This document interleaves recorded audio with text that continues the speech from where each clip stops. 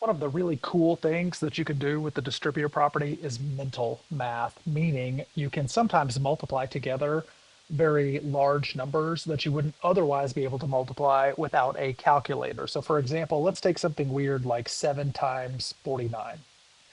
So 7 times 49 is maybe the kind of problem that I would not normally be able to multiply without a calculator. Maybe you can. Maybe you can do 7 times 49 without a calculator, but I can't. So I'm going to try to do this problem using the distributive property. Now I can't do 7 times 49, but what I can do is 7 times 50. Multiplying by something that's a multiple of 10, like 50, is pretty simple. But 7 times 50 is not the problem that I'm doing. I'm not doing 7 times 50, I'm doing 7 times 49. But what I can do is I can rewrite 49 as 50 minus 1, like so. And I can do 7 times 50 minus 1.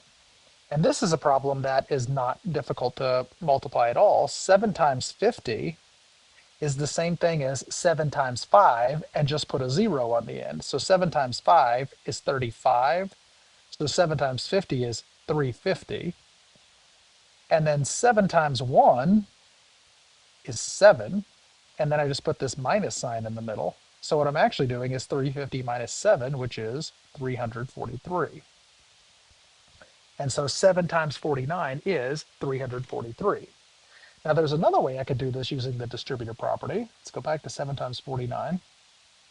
Because I can write 49 as 50 minus 1, but I could also write 49 as 40 plus 9. And that would give me the same answer as well. So let's try that.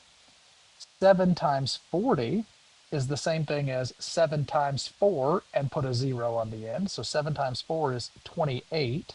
So 7 times 40 is 280. 7 times 9 then is 63. And guess what 280 plus 63 is? 343. Now I think doing 350 minus 7 is easier than doing 280 plus 63. So I think doing the 50 minus 1 is an easier math problem to do than 280 plus 63, but do whatever's easier for you because as you can see, you get the right answer both ways.